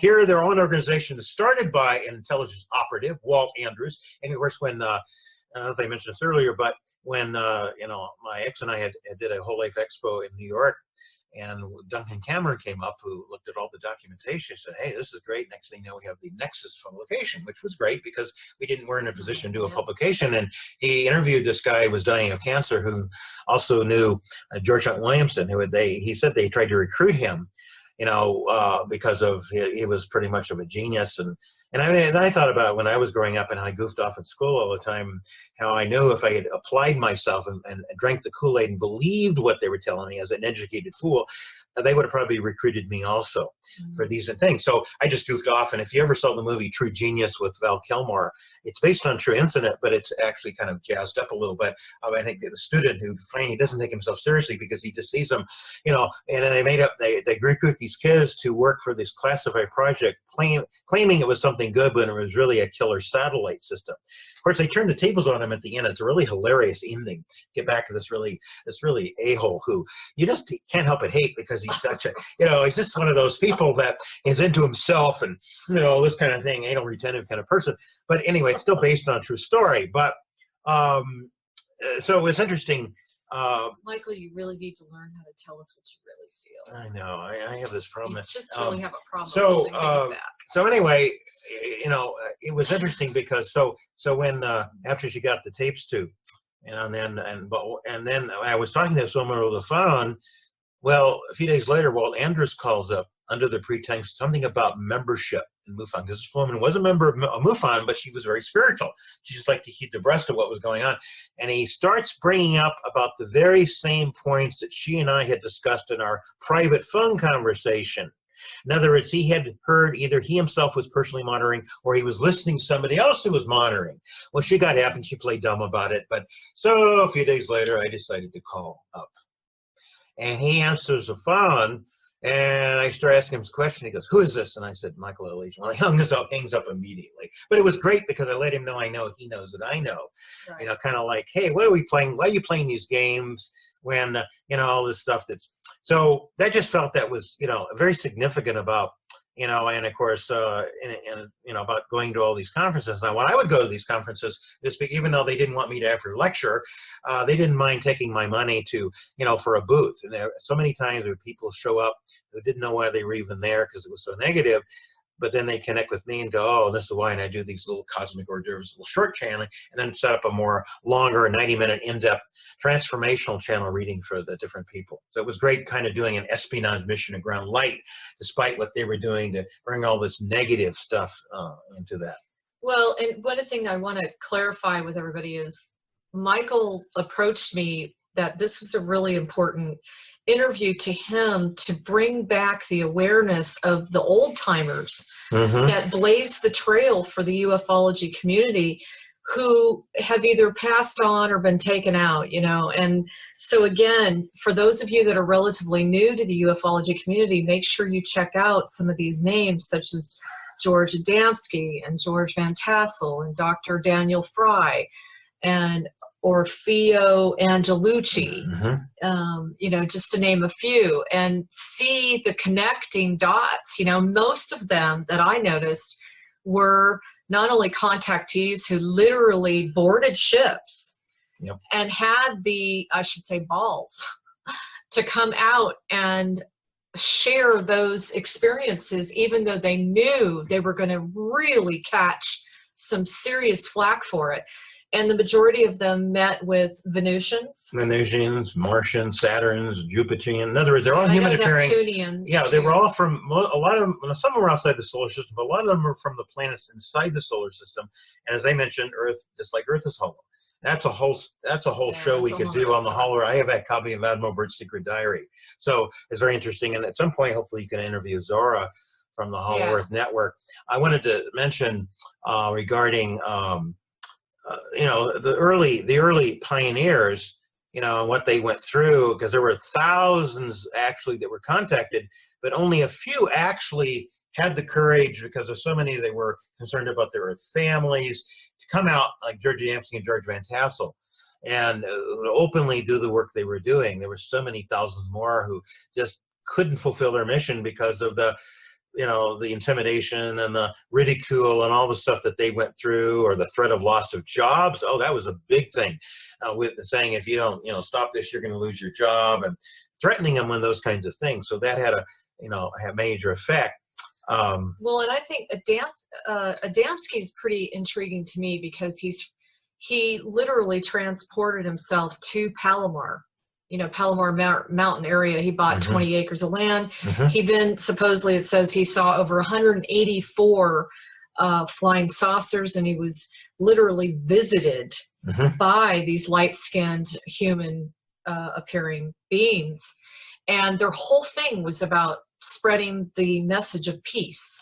Yeah, and he wrote 2 major books. One is The Flying Saucers Have Landed and Aboard the Spaceships. Right. Now, in his initial contact, and he had 6 witnesses, George Hunt Williamson and 5 other people, watched him in the distance, you know, Orthon coming out of the Venusian scout ship and talking with him by the ship. All 6 of them signed notarized affidavits. Now, what's significant about that, all these UFO so-called experts who these days who debunk and ridicule the contactees, they ignore that point. They're so much into so-called facts that they want to sidestep certain things that verify these earlier contact cases. The reason I bring it up, there's another UFO researcher had made this statement. You know, it's interesting how you can be summoned to a jury duty. Of course, with National Liberty Alliance, we're going to bring them real jury, not these juries that are handpicked by the corrupt judge and bar attorneys and stuff. But in the so-called, you know, because it's such a corrupt judicial system. But it's interesting how even in a system they can, you know, sign and use a notarized affidavits that's considered, you know, important. And you can put a person away for life, supposedly, but when you have a UFO sighting or an experience, suddenly that testimony that doesn't count anymore. But the fact that these 6 witnesses signed notarized affidavits, witnessed what was going on, but all the ones who want to debunk Adamski, they totally ignore or don't mention that fact. These people were so aware they wanted to document it in a lawful way. And those are the kind of things when you study their cases, and then you hear the spin that the other people put on it. I mean, in fact, Fate magazine, which has been a metaphysical paranormal magazine, has been around for Fate magazine. Fate. It's been around a long time, Fate. Okay. And Maria Curtis was the woman who owned it. Well, here's an interesting example how they infiltrate organizations and stuff. I forget the so-called researcher's name, but he had actually worked for Maria Curtis, and he seemed like a good guy initially. And he used to talk about, and even in that one issue that came out, and this was, I'm trying to remember the exact date, well, on the front cover, all of a sudden, after she passes away, it didn't take long for them to start using that publication to present this negative version about extraterrestrials, because on the front cover you see this really intense image of a gray abduction going on with a woman who's naked, laying on the chair, and traumatized and everything else. Well, in that publication, you know, I was also kind of a, you know, referring to Marie Curtis, how balanced and fair she was, blah, blah, blah. And the guy, I can't think of the guy's name right now. Well, he showed himself such an a-hole because initially he starts complimenting her for the very things that he himself starts doing. Okay, a thing that she wouldn't do, he did, because he said that she doesn't have any axe to grind. She's very straightforward, and she was. She just presented the facts, like just the facts, ma'am. And when she initially talked about UFOs, it was not taking any particular side. It was both sightings, abductee, contactee, anything that had to do with out of this kind of world stuff.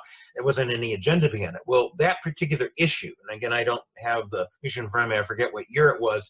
But it was not only, it was kind of referring to her, but there was all these articles about abduction.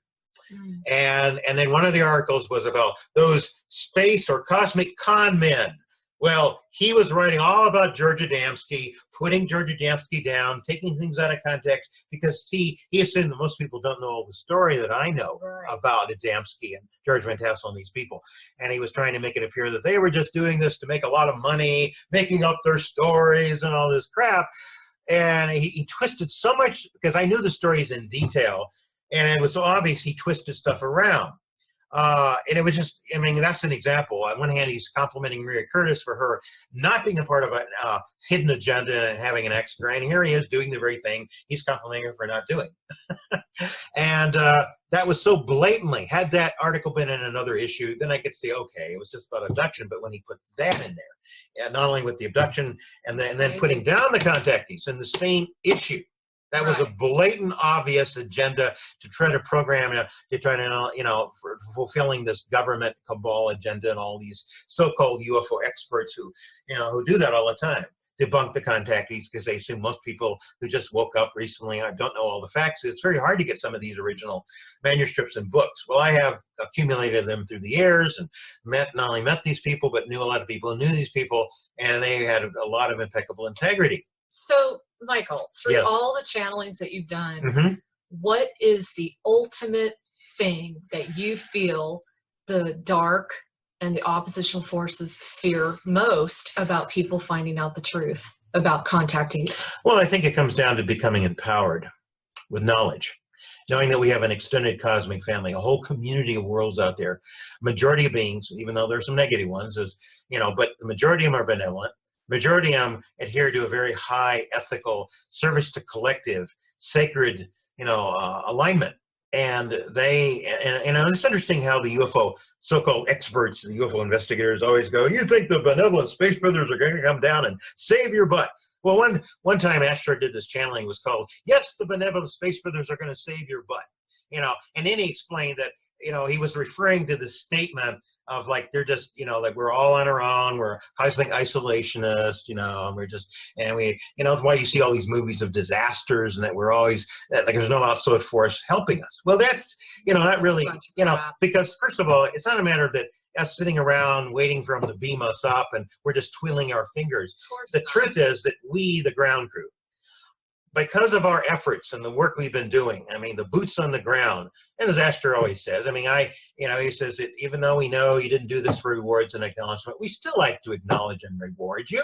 And we did this because, and even though I say we do get hazardous duty pay, Purple Heart, Halo, and Wings, the quality is called unbearable compassion. It really is. We've been coming for millions of years.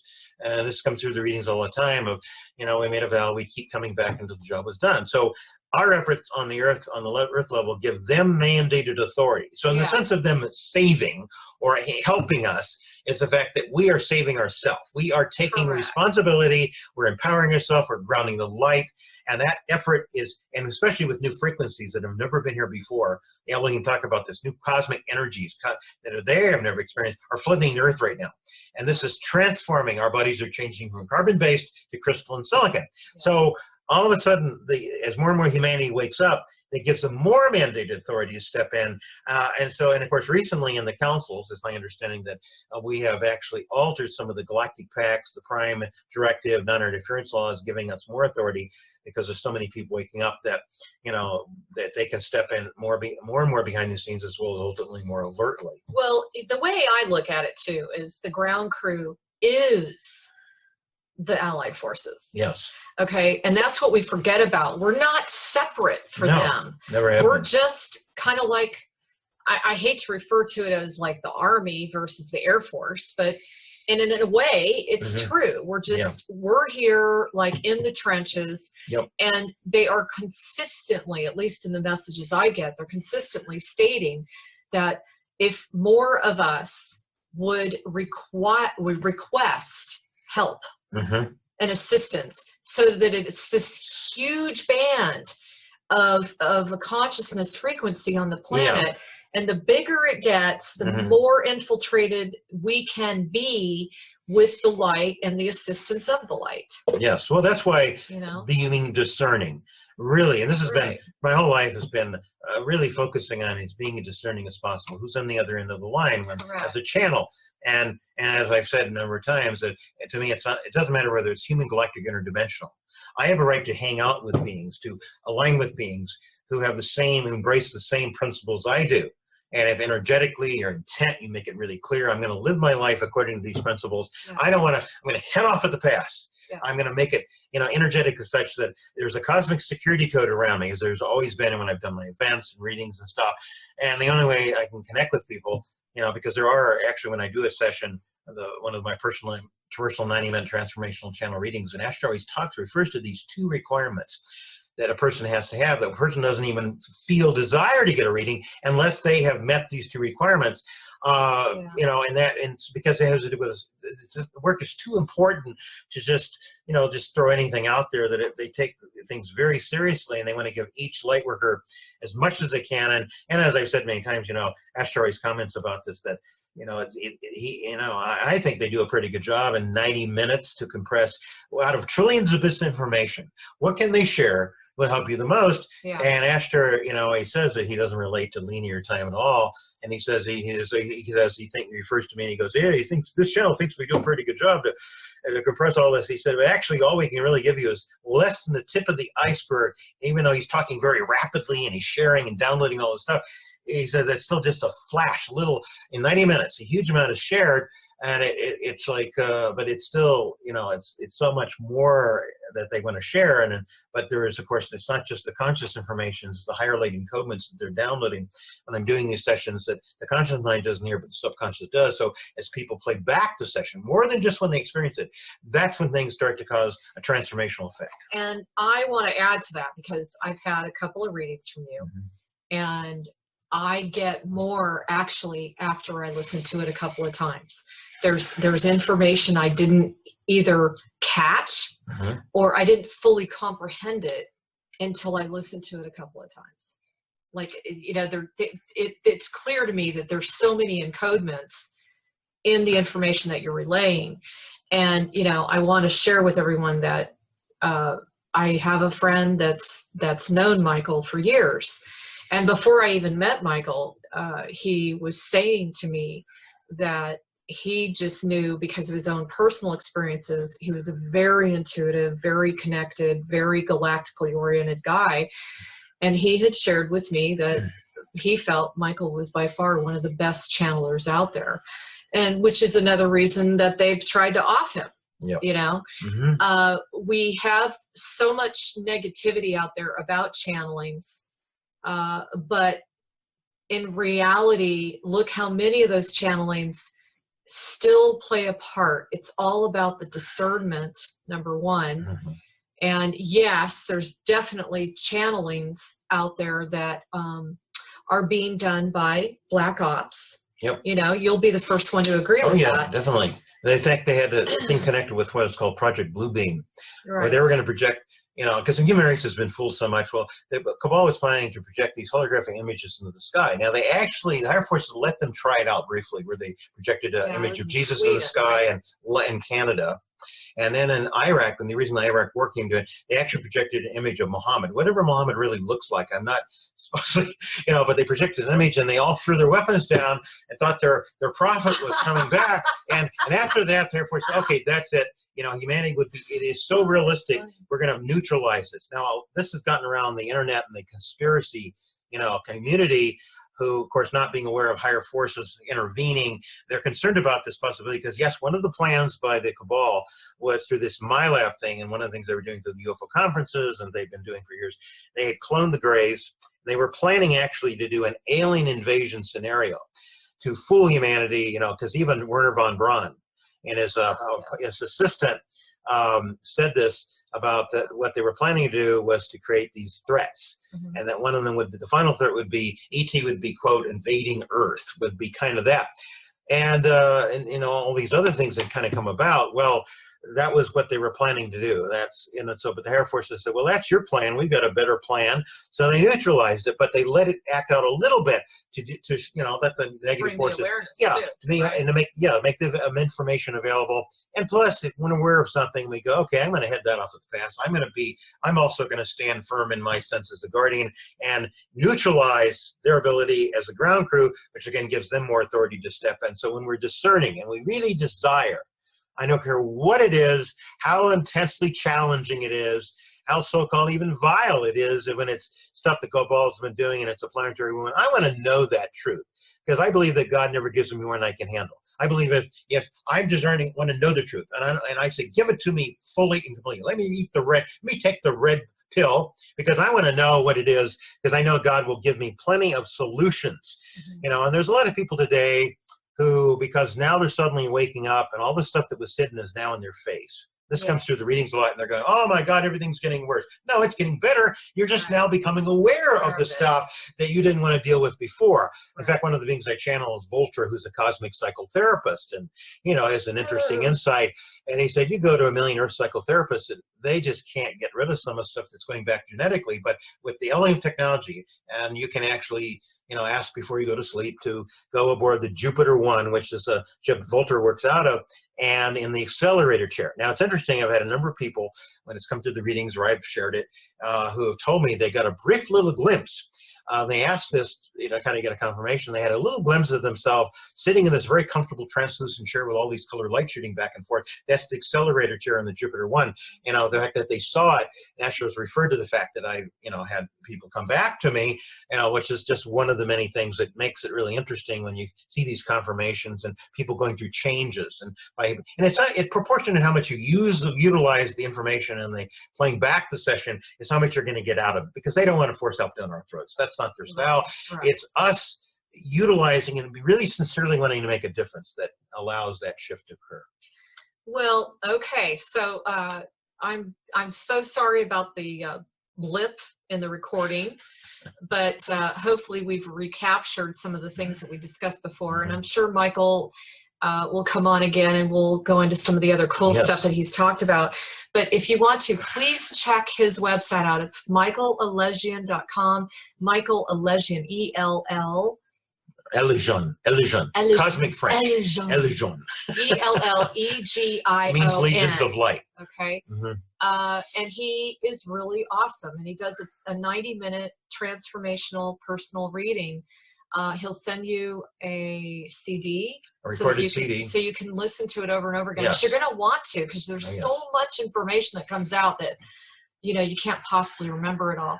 But it is quite unique from anything I've ever done, and I do personally recommend it. He is very good at what he does. So if you want some assistance with your galactic journey, and you know, just where your mission and your purpose is going, that kind of thing, you can ask him. You do let them have questions. Oh, at the end there's always a question and answer period for anything you want to get more clarity on. Okay. And the thing about with Ashtar always comes in for, no matter who I do, because he's in charge of with missions, but with women, after he talks, there's always some goddess, ladies, commanders. There's always equal time up there. They represent, and it's always. And I always tell people I'm pretty scared of my feminine side, because they're very feminine and very powerful when they're coming through me. Yeah. And he talks like this. No, I'm just kidding. Anyway, so thanks again, everyone. Lots of love. Stay tuned. We will be bringing on another cool show. Check out BBS radio station 2 Tuesday afternoons from 3 to 4:55 p.m. Pacific Standard Time. And as always, don't forget to keep checking out galacticconnection.com, their blog, our products and services. We have so much stuff that's about to pop here. We just need a little more time. Please be patient with us, all of you that have placed orders, who have just been kind of hanging and waiting for your personalized remedies and that kind of thing. We'd really appreciate your time, because there's a lot of stuff going on behind the scenes that's really exciting. And that's all I'm going to say. So stay tuned, and we'll talk to you soon. Thanks again.